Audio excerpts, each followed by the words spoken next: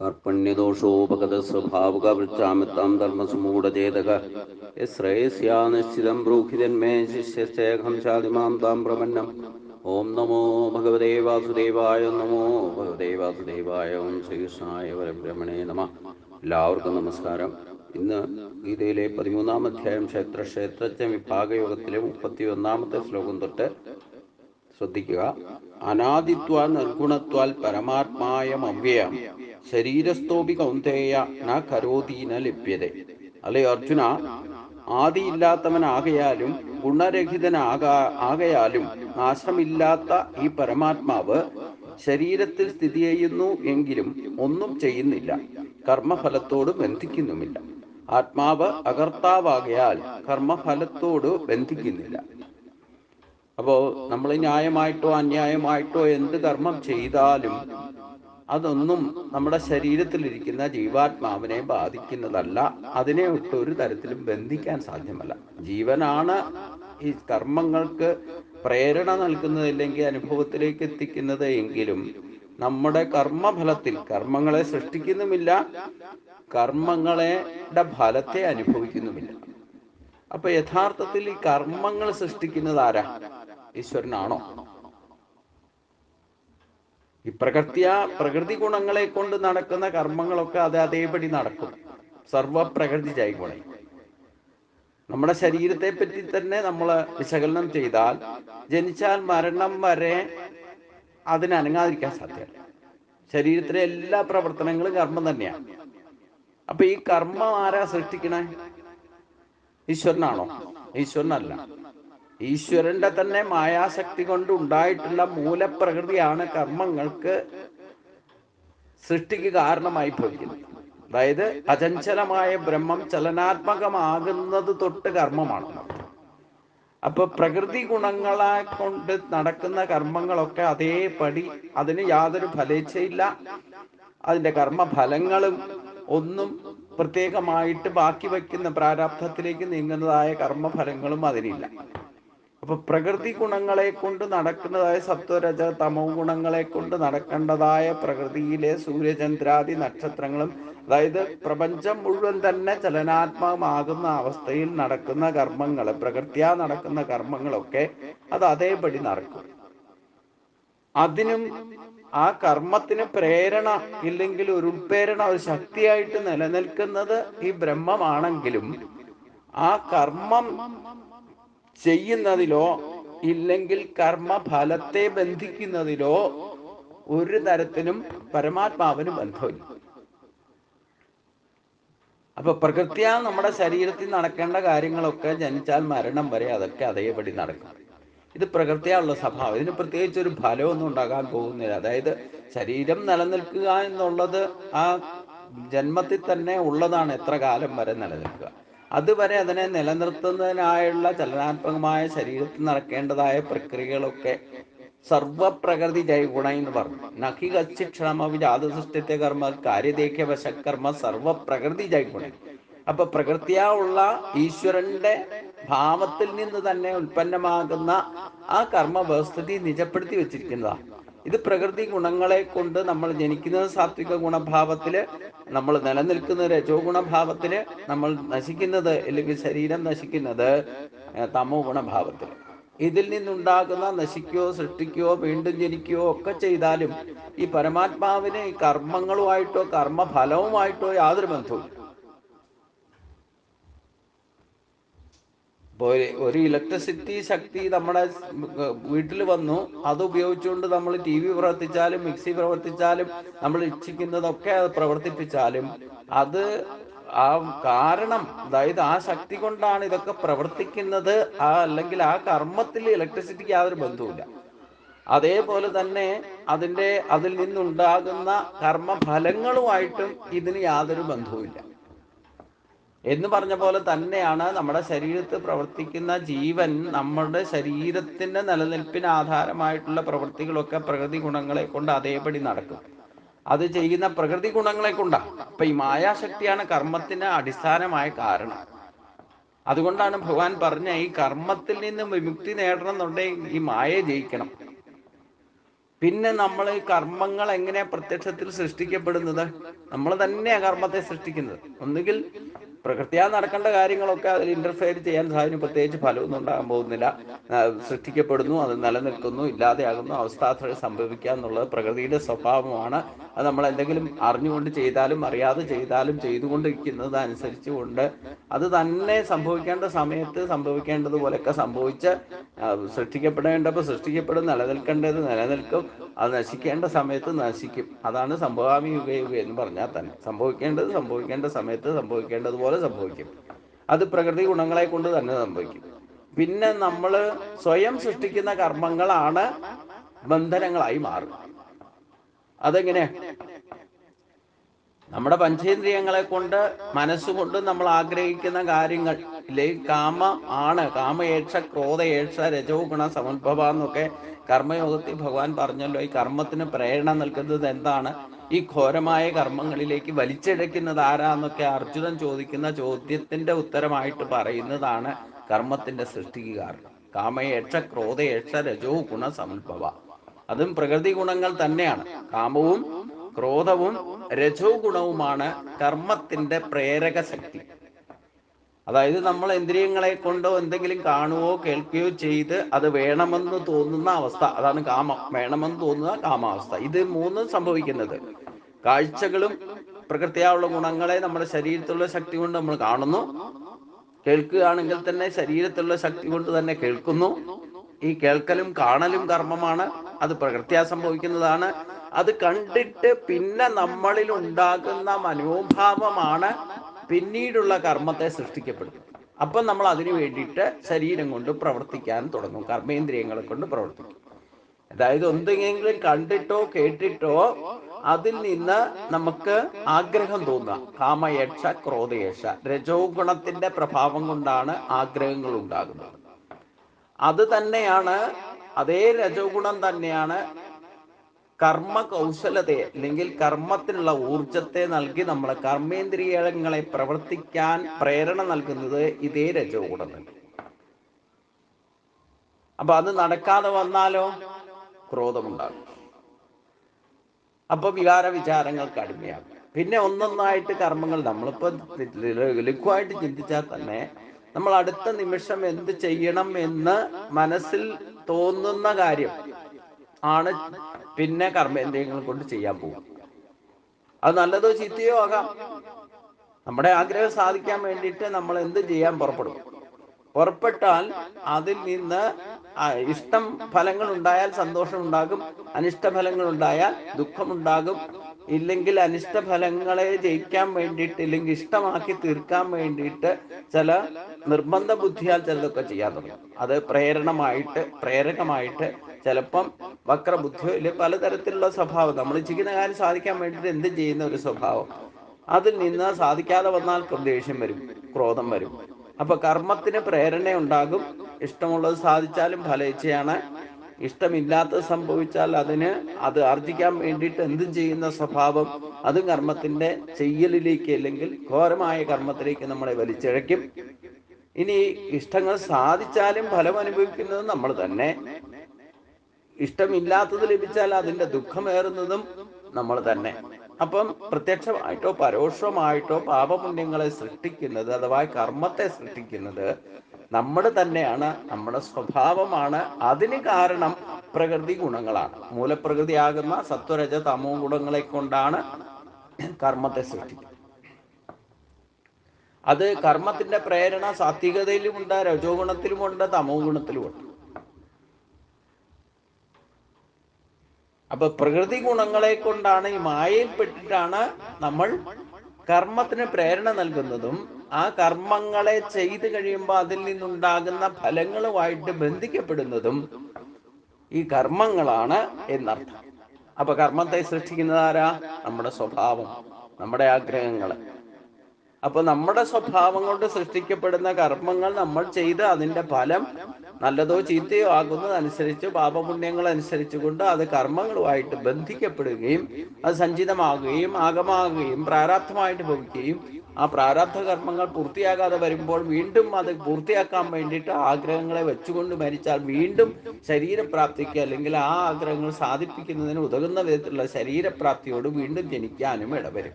അപ്പൊ ജനന മരണങ്ങൾക്ക് കാരണമായി ഭവിക്കുന്നത് ഈ കർമ്മങ്ങളാണ് എന്നർത്ഥം. അപ്പൊ അതുകൊണ്ട് നാശമില്ലാത്തതായ ഈ പരമാത്മാവ് ശരീരത്തിൽ സ്ഥിതി ചെയ്യുന്നു എങ്കിലും നമ്മൾ ഇഷ്ടമുള്ളതൊക്കെ തരത്തിൽ ജനിച്ച പല പ്രാവശ്യം ജനിച്ച് മരിച്ചാലും വേണ്ടില്ല, ആത്മാവ് ഒന്ന് തന്നെയാണ്. അതിന് കർമ്മഫലങ്ങളോട് ബന്ധമില്ല, അത് കർമ്മം ചെയ്യുന്നില്ല.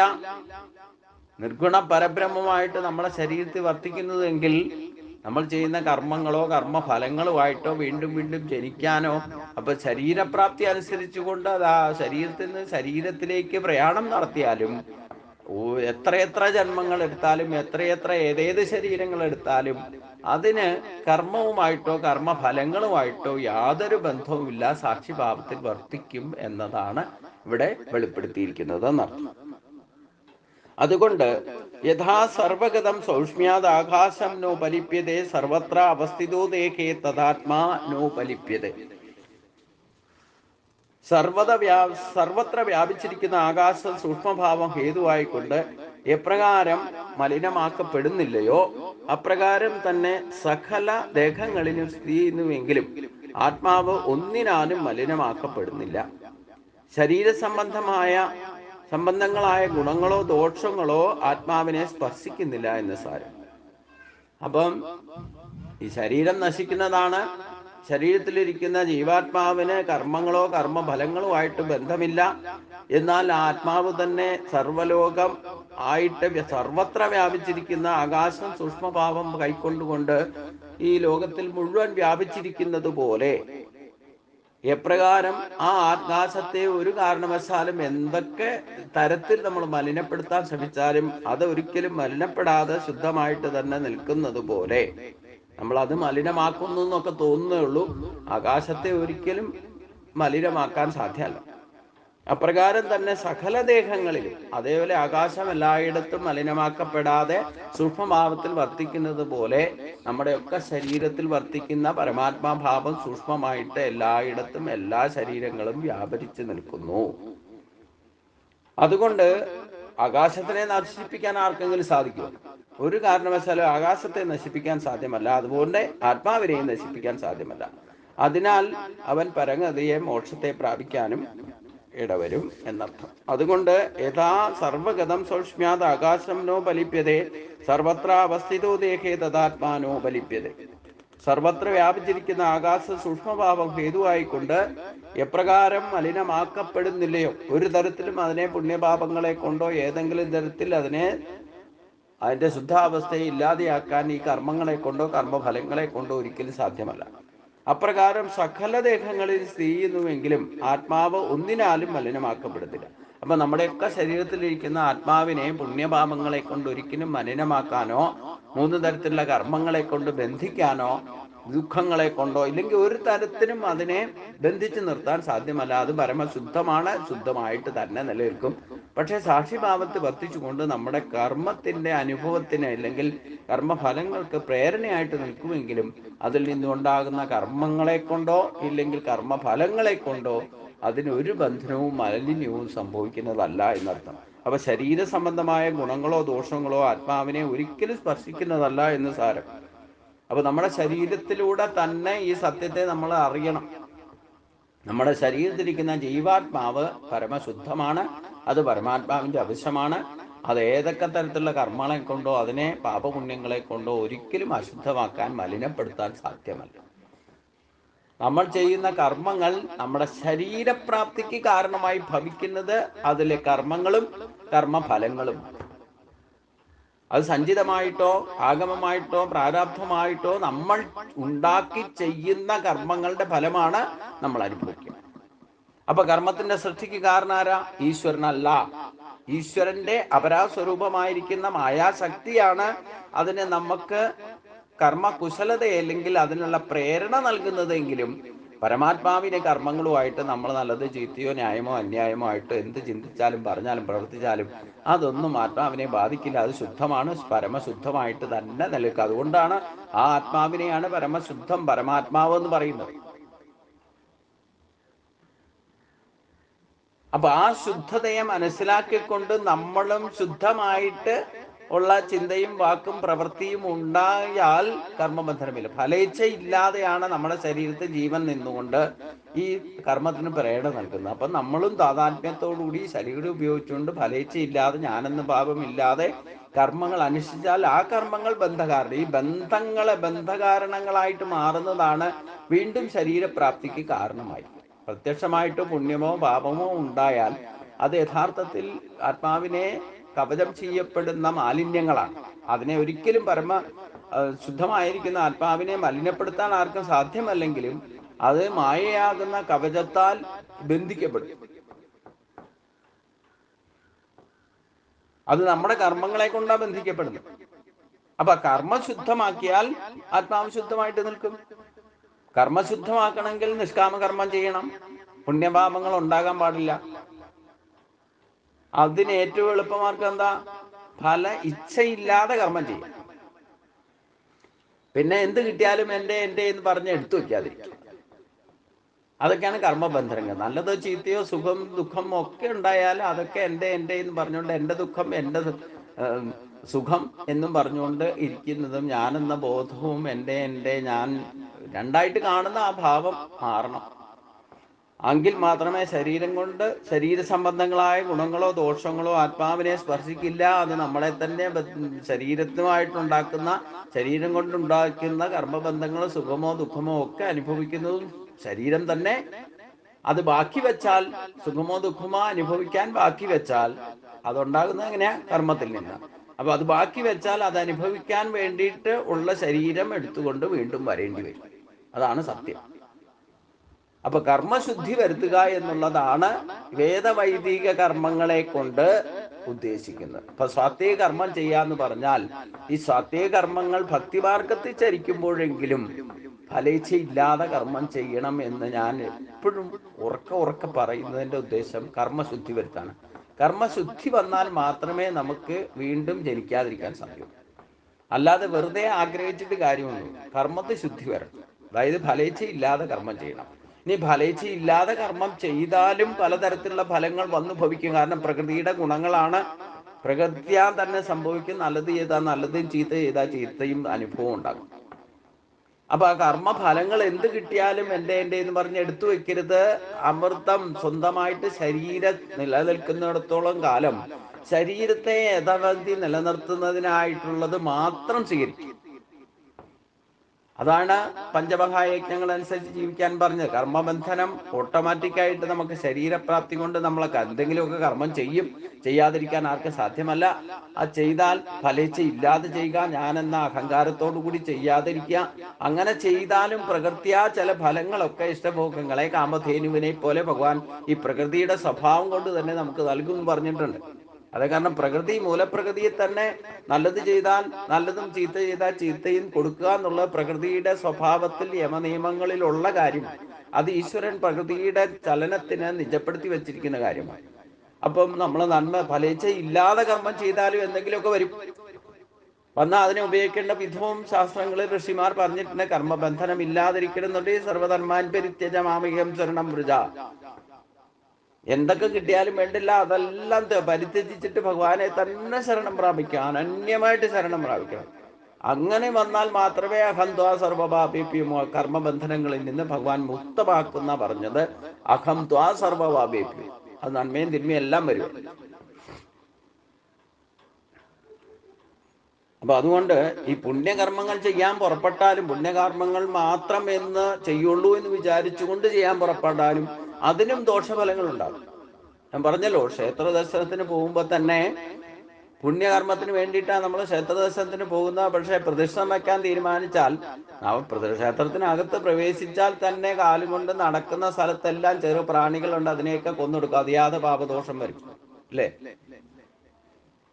അപ്പൊ അതിനെയൊക്കെ അറിയാതെ, നമ്മൾ അറിഞ്ഞുകൊണ്ട് ചെയ്യില്ല, അറിയാതെ ചെയ്താലും അതിനെയൊക്കെ അഹംത്വാ സർവപാപേഭ്യോ മോക്ഷയിഷ്യാമി മാ ശുച എന്ന് ഭഗവാൻ പറഞ്ഞ ഒരു ഗ്യാരണ്ടി നമ്മൾ അത് ഉൾക്കൊള്ളണം. ഫലേച്ഛയില്ലാതെ കർമ്മം ചെയ്താലും നല്ലതും ചീത്തയായിട്ടുള്ള ഫലം വരും. നല്ലത് വന്നാൽ അത് എൻ്റെ എന്ന് പറഞ്ഞുകൊണ്ട് എടുത്തു വെക്കരുത്. അത് ഓട്ടോമാറ്റിക്കായിട്ട് മറ്റുള്ളവർക്ക് അവനവൻ്റെ ശരീരം നിലനിർത്താനുള്ളത് മാത്രം എടുത്തു വെച്ചിട്ട് ബാക്കിയുള്ളവർക്ക് കൊടുക്കുക. അതായത് ദേവയജ്ഞം, പിതൃയജ്ഞം, അതിഥിയജ്ഞം, നിർയജ്ഞം, നിയതയജ്ഞം എന്ന പഞ്ചമാർഗങ്ങൾ ഞാൻ പറഞ്ഞു. അതനുസരിച്ച് കൊണ്ട് ഒന്നും സ്വന്തമായിട്ട് എൻ്റെ എന്ന് പറഞ്ഞ് എടുത്തു വെക്കാനില്ല. എടുത്തു വെച്ചാൽ ഇട്ട് കൊണ്ടുപോകാനും പറ്റില്ല. അതുകൊണ്ട് ഒന്നും എടുത്തു വെക്കരുത്, സ്വന്തമായിട്ടൊന്നും കരുതി വെക്കരുത് എന്ന് ഭഗവാൻ പറഞ്ഞിട്ടുണ്ടല്ലോ. അപ്പൊ ശരീരം കൊണ്ട് ചെയ്യുന്ന കർമ്മങ്ങളെ, കർമ്മത്തെ ശുദ്ധീകരിക്കുന്ന കർമ്മങ്ങൾ ചെയ്യാം. അത് ശുദ്ധീകരിക്കാൻ എളുപ്പമാർഗം നിഷ്കാമകർമ്മം ചെയ്യാം. പിന്നെ സർവകർമ്മ ഫലത്യാഗം ശ്രേഷ്ഠമാണെന്നും ഭക്തിയോഗത്തിൽ പറഞ്ഞതിന്റെ രഹസ്യവും അത് തന്നെ. എന്ത് കിട്ടിയാലും ഒക്കെ ത്യജിച്ചേക്കണം എന്ന് പറഞ്ഞാൽ സ്വന്തമായിട്ടൊന്നും എടുത്തു വെക്കരുത്. എടുത്തു വെച്ചാൽ അത് പിന്നെ അതേപ്പറ്റിയുള്ള ചിന്ത വരും. അത് അനുഭവിക്കാൻ വേണ്ടിയിട്ട് വീണ്ടും വരേണ്ടി വരും. അതുകൊണ്ട് യഥാ പ്രകാശയത്യേക കൃഷ്ണം ലോകമിമം പ്രിവീം ക്ഷേത്രം ക്ഷേത്രീ തഥാ കൃഷ്ണം പ്രകാശയതി ഭാരത. അല്ലയോ അർജുന, ഒരേ ഒരു സൂര്യൻ ഈ ലോകത്തെ മുഴുവൻ ഏത് പ്രകാരം പ്രകാശിപ്പിക്കുന്നുവോ അപ്രകാരം ക്ഷേത്രജ്ഞൻ ആത്മാവ് എല്ലാ ശരീരങ്ങളെയും പ്രകാശിക്കുന്നു. സൂര്യൻ നല്ലതും ചീത്തയുമായ എല്ലാത്തിനെയും പ്രകാശിപ്പിക്കുന്നു. എന്നാൽ ആ വസ്തുക്കളുടെ ഗുണമോ ദോഷങ്ങളോ സൂര്യനെ സ്പർശിക്കുന്നില്ല. അതുപോലെ എല്ലാ ശരീരങ്ങളെയും പ്രകാശിപ്പിക്കുന്ന ആത്മാവിനെയും ശരീരങ്ങളുടെ ഗുണദോഷങ്ങളെയും സ്പർശിക്കുന്നതല്ല. അപ്പം അനേക ശരീരങ്ങൾ, നമ്മൾ 1000 കുടങ്ങൾ നിർത്തിവെച്ച് അതിന് വെള്ളം നിറച്ചിട്ട് പുറത്തെടുത്തു വെച്ചാൽ അതിലെല്ലാം ഒരേ സൂര്യൻ തന്നെ എല്ലാ കുടങ്ങളിൽ നോക്കിയാലും കാണാൻ സാധിക്കും. ആ സൂര്യൻ തന്നെ എല്ലാ കുടങ്ങളിലും പ്രകാശിക്കുന്നതായിട്ട് നമുക്ക് കാണാം. പക്ഷേ ഒരേ ഒരു സൂര്യനാണ് ഈ 1000 കുടങ്ങളിലും ജലത്തിലെ പ്രകാശിക്കുന്നത് തെളിഞ്ഞു കാണുന്നതെങ്കിലും അത് യഥാർത്ഥത്തിൽ സൂര്യൻ ഒന്ന് മാത്രമുണ്ട്. ആ സൂര്യനെ സംബന്ധിച്ചിടത്തോളം 1000 ഭാവത്തിൽ പ്രകടമായാലും അതൊന്നും സൂര്യനെ യഥാർത്ഥ ഒരേ ഒരു സൂര്യനെ സ്പർശിക്കുന്നതല്ല. ആ സൂര്യപ്രകാശത്തിന് തന്നെ ഗുണങ്ങളും ദോഷങ്ങളും ഉണ്ട്. ഈ ഗുണദോഷങ്ങളൊന്നും സൂര്യനെ ബാധിക്കില്ല, പക്ഷെ അത് അനുഭവിക്കുന്നവർക്കാണ് ബാധിക്കുന്നത്. അപ്പൊ അനേകം ശരീരങ്ങളിൽ പ്രകാശിക്കുന്ന ആത്മാവ് ഒന്നു തന്നെയാണ്. ആ ശരീരങ്ങളിലൂടെ ചെയ്യപ്പെടുന്ന കർമ്മങ്ങളോ കർമ്മഫലങ്ങളോ ഒന്നും ഈ ആത്മാവിനെ ബാധിക്കുന്നതല്ല എന്ന സത്യത്തെ അറിയുക. എല്ലാ ശരീരങ്ങളും, നമ്മുടെയൊക്കെ എത്രയെത്ര ജീവജാലങ്ങളുണ്ടോ ആ ജീവജാലങ്ങളുടെ ഒക്കെ ശരീരത്തെ പ്രകാശിപ്പിക്കുന്നത് ഈ ആത്മാവും പരമാത്മാവും തന്നെയാണ്, ശുദ്ധമായ ആത്മാവ്.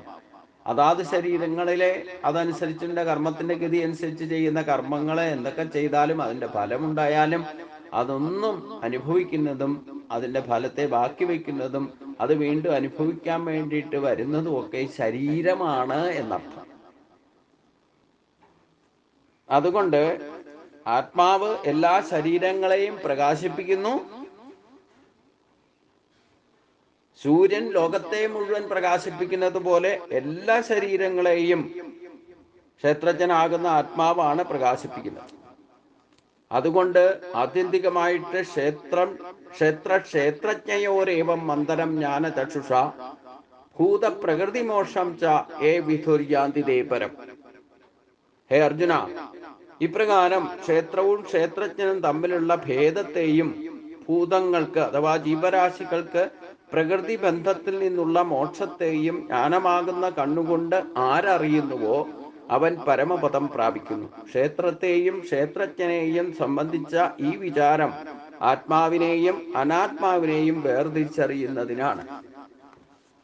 അപ്പൊ നമ്മുടെ തന്നെ ശരീരം കൊണ്ട് ശുദ്ധമായ നമ്മുടെ ജീവാത്മാവിനെയും ആ ആത്മാവിനെ ശുദ്ധമാക്കി നിലനിർത്തിയിരിക്കുന്നത് പരമാത്മാവിന്റെ ചൈതന്യ ശക്തി തന്നെയാണ്. അതിന് നമ്മൾ നല്ലതോ ചീത്തയോ ആയിട്ട് എന്തൊക്കെ ഇന്ദ്രിയങ്ങളെ കൊണ്ടോ ശരീരം കൊണ്ടോ എന്തൊക്കെ ചെയ്യുന്നതും ശരീരമാണ് കർമ്മത്തിന് കാരണമായി ഭവിക്കുന്നത്. ആ ശരീരം കൊണ്ട് ചെയ്യുന്ന കർമ്മഫലങ്ങളുമായിട്ടോ യാതൊരു വിധത്തിലും ആത്മാവിന് ബന്ധമില്ല എന്ന സത്യത്തെ മനസ്സിലാക്കി ഈ ശരീരം പ്രകൃതി ഗുണങ്ങളെ കൊണ്ടാണ് ഉണ്ടായിട്ടുള്ളതും അതിൻ്റെ സ്വഭാവവും പ്രകൃതി ഗുണങ്ങളാലാണ് സൃഷ്ടിക്കപ്പെട്ടിരുന്നത്. ആ ഗുണങ്ങളാണ് മൂലപ്രകൃതിയാകുന്ന മായയാണ് നമുക്ക് കർമ്മത്തിന് പ്രേരണയായിട്ട് വരുന്നത്. അതുകൊണ്ട് ഈ മായയെ ജയിക്കാത്തിടത്തോളം കാലം കർമ്മശുദ്ധി വരുത്താൻ സാധ്യമല്ല. മായയെ ജയിക്കാൻ വളരെ ക്ലേശമാണെന്ന് ഭഗവാൻ തന്നെ പറഞ്ഞിട്ടുണ്ട്. ശരീരത്തിന് വരെ ക്ലേശമുണ്ടാകും. ക്ലേശവും അധികതരത്തേഷാം അവ്യക്താസചേതസാം അവ്യക്താഹി ഗതി ദുഃഖം ദേഹവിരവിരവ്യാപ്യതേ. അപ്പൊ ശരീരം കൊണ്ടാണ് ഈ മായയെ ജയിക്കാൻ സാധിക്കും. മായയെ ജയിക്കാതിരുന്നാൽ വീണ്ടും ശരീരപ്രാപ്തിയിലേക്ക് പോകും. ഈ ശരീരം ഉണ്ടായി ശരീരത്തിന് നിലനിൽക്കാൻ ഒരു കാലത്തിന്റെ ഗണനയൊക്കെ ഉണ്ട്. അതിനപ്പുറത്തേക്കൊന്നും ഒരിക്കലും കൊണ്ടു നടക്കാൻ ശരീരം തന്നെ ജനിച്ചപ്പോൾ തൊട്ട് അതേപോലെ എല്ലാം നിൽക്കുന്നത് മാറ്റങ്ങൾക്ക് വിധേയമാണ്. ആ സത്യത്തെ നമ്മൾ അറിയണം. എത്രയൊക്കെ പറഞ്ഞാലും വേണ്ടില്ല, ജനിച്ചാൽ ശരീരം അത് മരണത്തിലേക്കാണ് പോയിക്കൊണ്ടിരിക്കുന്നത്.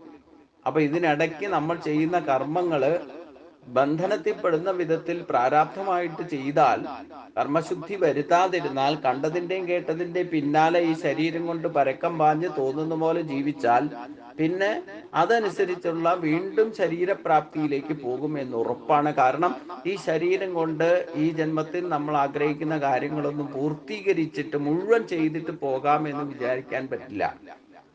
ആഗ്രഹങ്ങളെ കൊണ്ടാണല്ലോ വീണ്ടും വീണ്ടും ചെയ്തുകൊണ്ടിരിക്കുന്നത്. അപ്പം അതുകൊണ്ടാണ് ഫലേച്ഛയില്ലാതെ കർമ്മം ചെയ്താൽ അവിടെ പവിത്രത അഥവാ കർമ്മത്തിൽ ശുദ്ധി വരും. ശുദ്ധി വരുത്താൻ അതുകൊണ്ട് ഈ ശരീരത്തെയും ശരീരത്തിലിരിക്കുന്ന ആത്മാവിനെ പറ്റിയുള്ള അറിവാണ് ഏറ്റവും ശ്രേഷ്ഠമായ അറിവ്. അത് ആർജിക്കുന്നവർക്ക് മാത്രമേ ഈ മായയെ ജയിച്ചുകൊണ്ട് ഈശ്വരനിലേക്ക് എത്താൻ സാധിക്കുകയുള്ളൂ എന്നാണ് പറഞ്ഞതിൻ്റെ അർത്ഥം.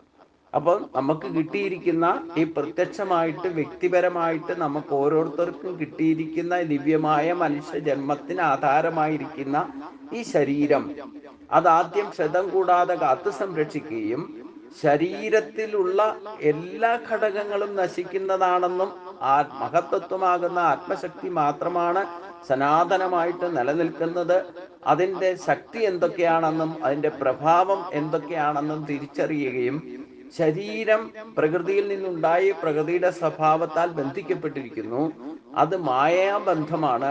അതുകൊണ്ട് ആ ഗുണങ്ങളെ അഥവാ പ്രകൃതി ഗുണങ്ങൾ എന്ന് പറയുന്നത് തന്നെ നമ്മുടെ സ്വഭാവത്തിലുണ്ട്. അതിനെ ശുദ്ധീകരിക്കണം. സ്വഭാവശുദ്ധി വരുത്താതെ, കർമ്മശുദ്ധി വരുത്താതെ ഒരിക്കലും ആത്മാവിനെ പറ്റി തന്നെ യഥാർത്ഥത്തിൽ അറിയാൻ സാധ്യമല്ല. എന്നാൽ ഇത് രണ്ടും ഒന്നിന്റെ തന്നെ പ്രഭാവത്താൽ ഉണ്ടായിട്ടുള്ളതാണ്. ഗുരുവായൂരപ്പന്റെ പരാശക്തിയാണ് പരമാത്മാവ് അഥവാ ശക്തിയാണ് നമ്മുടെ ജീവനായിട്ട് നിലനിൽക്കുന്നത്. അത് പരമശുദ്ധമാണ്. നമ്മൾ എന്തൊക്കെ ചെയ്താലും അതിനെ മലിനപ്പെടുത്താനോ അതിനെ ബന്ധിക്കാനോ നമുക്ക് സാധ്യമല്ല. അത് സനാതനമായിരിക്കുന്ന ഒരു ശക്തിയാണ്. എന്നാൽ ഈ ശരീരത്തെ ഫലേച്ഛയില്ലാതെ ക്ഷതം വരാതെ കാത്തു സംരക്ഷിച്ച് അതിൽ ഈശ്വരീയ ശക്തിയെ പ്രകൃതി ഗുണങ്ങളെ ജയിച്ചുകൊണ്ട് ഈശ്വര ശക്തിയെ ഉപയോഗിച്ച് ശരീരമാധ്യം ഖലു ധർമ്മസാധനം, ശരീരത്തെ ക്ഷതം കൂടാതെ ഈശ്വരപ്രാപ്തിയിലേക്ക് എത്തിക്കുന്ന വിധത്തിലുള്ള കർമ്മങ്ങളെ തെരഞ്ഞെടുത്ത് അത് കൃത്യമായിട്ട് ചെയ്ത് ഞാനെന്ന ഭാവമില്ലാതെ കർമ്മഫല ഇച്ഛയില്ലാതെ നിഷ്കാമകർമ്മമായിട്ട് ശരീരം കൊണ്ട് യഥാവിധി കർമ്മം ചെയ്താൽ, കർത്തവ്യ കർമ്മങ്ങളെ പൂർത്തീകരിച്ചാൽ, അഥവാ പ്രാരാബ്ധമായിട്ട് ഒരു കർമ്മവും ബാക്കിയില്ലാത്ത വിധത്തിൽ കർമ്മം ചെയ്ത് സർവധർമാൻ പരിത്യജ മാമേകം ശരണം വ്രജ, ഈശ്വരനെ തന്നെ ശരണം പ്രാപിച്ച നമ്മുടെ ഉള്ളിൽ തന്നെ ഇരിക്കുന്ന ആത്മാവിനെ ശരണം പ്രാപിച്ചാൽ അതിൽ നിന്ന് ഈ ഫലേച്ഛയില്ലാതെ കർമ്മം ചെയ്താലും പ്രകൃതിയാ ഉണ്ടാകുന്ന കർമ്മഫലങ്ങളെ കൊണ്ട് ബന്ധിക്കാതെ ഈശ്വരനിലേക്ക് തന്നെ എത്തുന്നതാണ് പരമപദം. ഇത് ശരീരത്തോടുകൂടി ജീവിച്ചിരിക്കുമ്പോൾ തന്നെ കർമ്മബന്ധനങ്ങളില്ലാത്ത അവസ്ഥയിൽ നമ്മൾ എത്തണം. അത് തന്നെ പരമപദം, അത് തന്നെ ജീവൻ മുക്തി. നമുക്ക് തന്നെ മനസ്സിലാകും നമുക്ക് കർമ്മബന്ധനങ്ങളൊന്നും ഇല്ല എന്നൊരു ഭാവത്തിൽ എത്തണം. ആഗ്രഹങ്ങളൊന്നും ബാക്കിയില്ലാത്ത ഒരവസ്ഥയിലേക്ക് എത്തിക്കഴിഞ്ഞാൽ കർമ്മശുദ്ധി വന്നു എന്നർത്ഥം. ചെയ്താലും നമ്മളെ ബാധിക്കില്ല, ചെയ്തില്ലേലും ബാധിക്കില്ല. അങ്ങനെ ഒരു അവസ്ഥയിലേക്ക് കർമ്മശുദ്ധി വരുത്തുക എന്ന് പറഞ്ഞാൽ അതാണ്. ഫലേച്ഛയില്ലാതെ കർമ്മം ചെയ്യുന്നവർക്ക് ഒരിക്കലും കർമ്മബന്ധനം ഉണ്ടാവില്ല. അങ്ങനെ ശുദ്ധീകരിച്ചാൽ മാത്രമേ പരമോദപ്രാപ്തി സാധ്യമാകൂ എന്നർത്ഥം. അതിനാദ്യം വേണ്ടത് നമ്മുടെ ശരീരത്തെ പറ്റിയും ക്ഷേത്രത്തെയും ക്ഷേത്രജ്ഞൻ ജീവാത്മാവിനെ പറ്റിയും സംബന്ധിച്ച് വിചാരം ചെയ്യണം. ആത്മാവിനെയും അനാത്മാവിനെയും പറ്റി നല്ലവണ്ണം വേർതിരിച്ചറിഞ്ഞ് അതിൻ്റെ ശക്തിയെ യഥാവിധി യൂട്ടിലൈസ് ചെയ്യാനുള്ള ഒരു ഉപാധി മാത്രമാണ് ഈ ശരീരം എന്ന് ആത്യന്തികമായിട്ട് അറിയുക. ഇത് ശ്രീമദ് ഭഗവത്ഗീതാസു ഉപനിഷത്സു ബ്രഹ്മവിദ്യായാം യോഗശാസ്ത്രേ ശ്രീകൃഷ്ണാർജുന സംവാദേ ക്ഷേത്രജ്ഞ വിഭാഗയോഗോ നാമ ത്രയോദശോധ്യായ. ഇതോടുകൂടി 13-ാം അധ്യായം നമ്മുടെ ശരീരശാസ്ത്രത്തെ പറ്റി ഭഗവാൻ പറഞ്ഞത് ഇവിടെ ഭഗവാന്റെ തൃപ്പാദങ്ങളിൽ സമർപ്പിക്കുന്നു. ഇത് യഥാവിധി മനസ്സിലാക്കിക്കൊണ്ട് കർമ്മശുദ്ധി വരുത്താൻ വേണ്ടിയിട്ടാണ് നമുക്ക് ശരീരം കിട്ടിയിരിക്കുന്നത്. അതിന് ഉതകുന്നതായ കർമ്മശുദ്ധിയോടുകൂടി, പരമമായിരിക്കുന്ന ശുദ്ധിയോടുകൂടി നമുക്ക് ഈശ്വരന്റെ അനുഗ്രഹമാണ് ജീവൻ ശരീരത്തിൽ നിലനിൽക്കുന്നത്. അപ്പൊ ഈ പ്രത്യക്ഷത്തിൽ ഇപ്പോൾ കിട്ടിയിട്ടുള്ള ശരീരം കൊണ്ട് തന്നെ നിഷ്കാമ കർമ്മങ്ങൾ ചെയ്ത് അതിനെ ശുദ്ധീകരിച്ച് പാപപുണ്യങ്ങൾ ഉണ്ടാക്കി വെക്കാതെ കർമ്മങ്ങൾ, അതിനുതകുന്ന കർമ്മങ്ങൾ എന്തൊക്കെയെന്ന് കണ്ടെത്തി അത് ചെയ്ത് കർമ്മത്തെ ശുദ്ധി വരുത്തി ഈശ്വരനിലേക്ക് എത്താനുള്ള ഒരു ഉപാധി മാത്രമാണ് ഈ ശരീരം എന്ന് മനസ്സിലാക്കുക. അപ്പൊ അതിനെ മനുഷ്യജന്മത്തിൽ മാത്രമേ അശുദ്ധീകരിച്ച് ഈശ്വരനിലേക്ക് എത്താനുള്ള മാർഗം മനുഷ്യജന്മത്തിലൂടെ മാത്രമേ സാധിക്കൂ. അത് ഈശ്വരന്റെ ഗുരുവായൂരപ്പന്റെ അനുഗ്രഹം കൊണ്ട് നമുക്ക് എല്ലാവർക്കും സാധിക്കട്ടെ എന്ന് പ്രാർത്ഥിച്ചുകൊണ്ട് നമുക്ക് ഇന്നത്തെ ക്ലാസ് ഇവിടെ ഭഗവാന്റെ തൃപ്പാദങ്ങളിൽ സമർപ്പിക്കാം. ബാക്കി ഭാഗം നമുക്ക് അടുത്ത അധ്യായം അടുത്ത ദിവസം ചിന്തിക്കാം. ഇത് സർവത്ര ഗോവിന്ദ നാമസങ്കീർത്തനം. ഗോവിന്ദ ഹരി ഗോവിന്ദ. ഈ പ്രകൃതിയാണ് ബന്ധനങ്ങൾക്ക് കാരണം, പ്രകൃതി ഗുണങ്ങളാണെന്ന് പറഞ്ഞു. ആ ഗുണങ്ങളെ പറ്റിയാണ് അടുത്ത അധ്യായം പറയുന്നത്. കാരണം മായയെ ജയിക്കണം എന്നുണ്ടെങ്കിൽ ആ ഗുണങ്ങളെ ജയിക്കണം.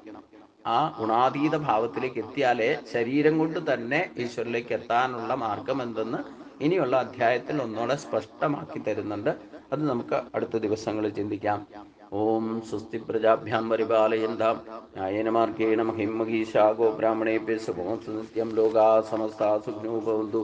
ലോകാ സമസ്താ സുഖിനോ ഭവന്തു. ഓം ശാന്തി ശാന്തി ശാന്തി.